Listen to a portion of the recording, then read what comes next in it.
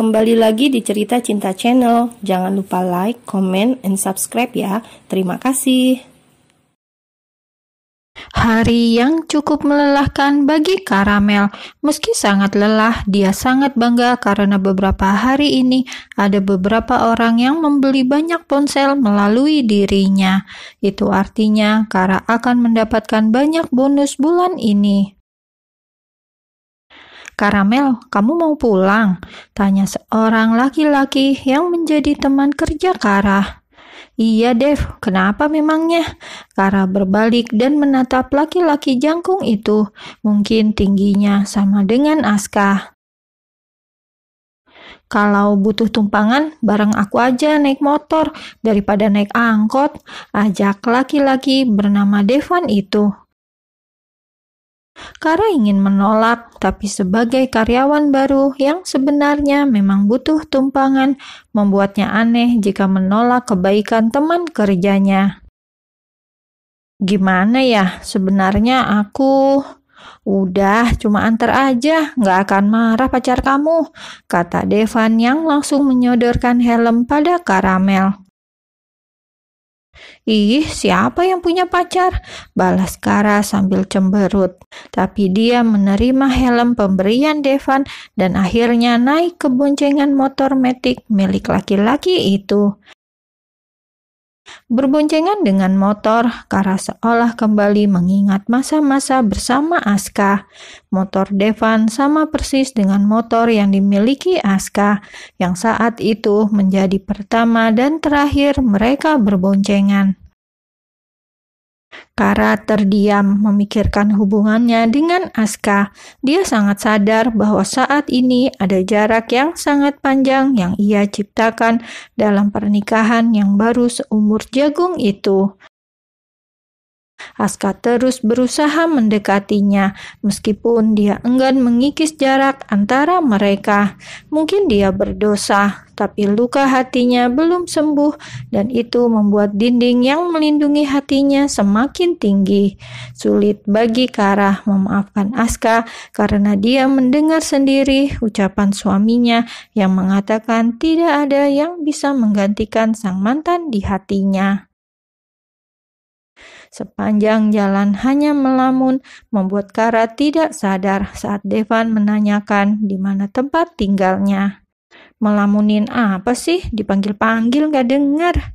tanya Devan yang menepikan motornya karena tidak tahu alamat rumah Kara. Enggak kok Dev, cuma lagi ada mikirin sesuatu aja," jawab Karamel. "Rumah aku di gang sana, Dev." "Jangan banyak melamun, nanti kerasukan." "Oke, aku antar sampai rumah ya," tawar laki-laki tampan itu. Oke, seperti yang Devan katakan, laki-laki itu mengantarkan Kara sampai depan indekosnya. Saat motor itu berhenti dan Kara turun, sebuah mobil ikut berhenti di belakang mereka. Kara mengenali mobil berwarna hitam itu. Itu adalah mobil Aska, suaminya. Aska tidak tahu tempat tinggalnya, apalagi laki itu mengikutinya dari tempat kerja. Aska langsung turun dengan wajah murung menahan kesal. Dia merasakan cemburu saat melihat Kara dibonceng oleh laki-laki lain. "Mel," sapa Aska dengan wajah masam. Meski dadanya terasa sesak ingin meledak, tapi dia masih bisa menahan karena tidak mau membuat keributan, apalagi Karamel masih marah padanya. "Kakak ngikutin aku?" tanya Kara curiga. Dia bisa melihat raut wajah Aska yang seperti marah dan kesal, tapi Kara tahu Aska sedang berusaha menahan emosinya. Bukannya menjawab, Aska malah melirik Devan dan balik bertanya, "Dia siapa?" "Teman kerja," jawab Kara datar. "Kenalin, aku Devan, temannya Kara," kata Devan sembari mengulurkan tangan. "Aska, suaminya Karamel," balas Aska yang terdengar tegas. Kara melotot karena dari awal memang dia ingin menyembunyikan pernikahannya.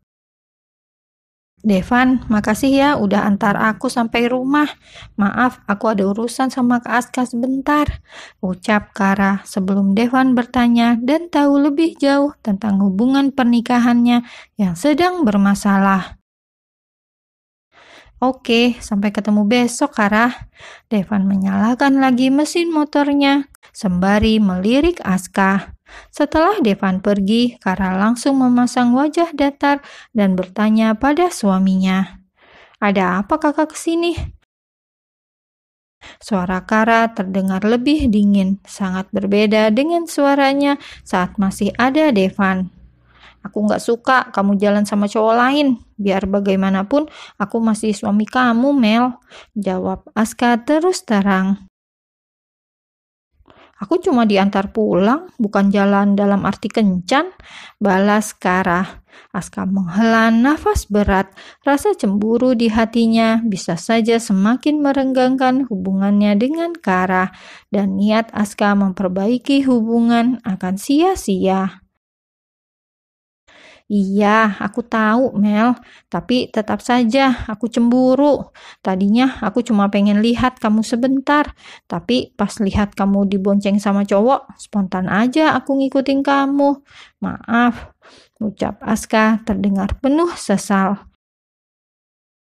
Kara bersorak dalam hati saat Aska mengakui kecemburuannya. Apalagi tatapan cemburu Aska saat melihat Devan.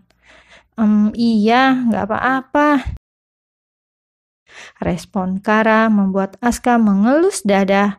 Akan tetapi itu sama sekali bukan hal besar yang akan membuat Aska menyerah.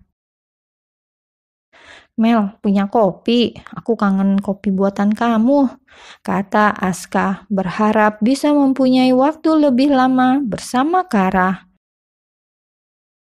"Gak ada, aku kan gak suka kopi," jawab Kara. "Ya udah, kita beli dulu aja kopinya. Kamu mau kan, Mel?" Berbelanja bersama memang hal yang umum dilakukan oleh pasangan suami istri, terutama bagi mereka yang baru saja menikah, seperti Aska dan Kara yang juga tengah berbelanja.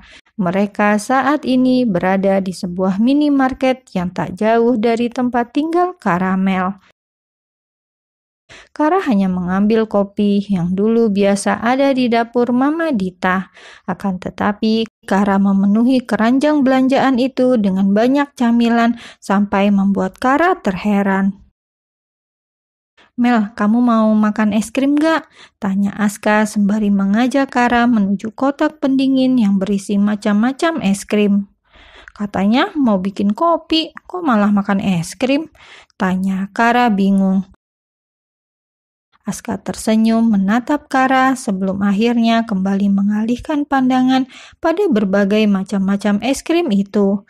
Dia lalu mengambil 2 es krim dan meletakkannya di keranjang. "Aku ingin makan es krim sambil jalan ke kos kamu," jawab Aska sembari mencubit gemas pipi Kara. Melihat perlakuan Aska, Kara mematung dan itu membuat suaminya salah tingkah. Maaf, aku lupa kalau kita..." Aska tertunduk, mengambil nafas sambil memejamkan mata sebelum akhirnya kembali menatap Karamel. "Maaf, aku terbawa suasana, Mel." Aska sadar tidak seharusnya dia melakukan kebiasaan-kebiasaan mereka dulu. Mencubit pipi Kara secara spontan saja sudah membuat gadis itu memasang raut wajah tidak rela, apalagi memaafkan kesalahan terbesarnya. Rasanya tidak akan mungkin. Kesempatannya mendapat maaf rasanya semakin menipis. Setelah mengatakan itu, Aska kembali membayar ke kasir barang-barang yang telah dibelinya. Sementara itu, Kara memilih menunggu di luar minimarket. Dia memegangi pipinya yang tadi dicubit Aska. Sejujurnya, dia merasa senang karena Kara juga merindukan perlakuan manis Aska sebagai suaminya. Kara pikir apa tantenya ada benarnya juga. Hidup sendiri itu tidak enak. Setiap malam dia merindukan Aska. Tapi karena rasa kecewanya, Kara berusaha menekan perasaannya pada Aska. Laki-laki itu keluar dengan membawa 2 plastik besar barang belanjaan. Kara mendekatinya dan mencari es krim yang dibeli Aska. Aska hanya memperhatikan gerak-gerik istrinya tanpa berniat bertanya. Namun Kara yang memulai percakapan lebih dulu. Katanya mau makan es krim sambil jalan, gak jadi. Jadi Mel, kamu gak marah? Tanya Aska ragu. Kalau masalah mantan, masih. Kalau masalah cubit pipi sembarangan, enggak, jawab Kara, lalu berjalan lebih dulu meninggalkan Aska. Laki-laki itu kembali tersenyum, merasa lega. Lalu dengan susah payah karena membawa plastik belanjaan, mereka akhirnya berjalan berdampingan sambil makan es krim, sesuatu yang Kara anggap hal romantis. Mel, kamu masih belum ingin pulang? Tanya Aska sembari memakan es krimnya. Belum, aku suka di sini dan di tempat kerjaku, jawab Kara. Aska jadi teringat perintahnya pada sang sekretaris beberapa waktu lalu. Dia jadi penasaran cerita versi Kara. Oh, gimana kerjaan kamu? Lancar kan? Ya, begitulah. Beberapa hari lalu ada yang beli 25 unit ponsel sama aku. Makanya aku yakin pekerjaan ini akan beri aku uang yang banyak, jawab Kara. Aska berdehem, apa iya dia harus membeli ponsel setiap hari supaya dia seantusias ini? Berarti kamu dapat banyak bonus dong Mel? Tanya Aska pura-pura tidak mengerti. Iya, sebagian aku lempar ke teman-teman aku yang belum memenuhi target, jawab Kara apa adanya. Kok gitu sih? Sayang dong, komentar Aska yang juga menyesalkan keputusan Kara.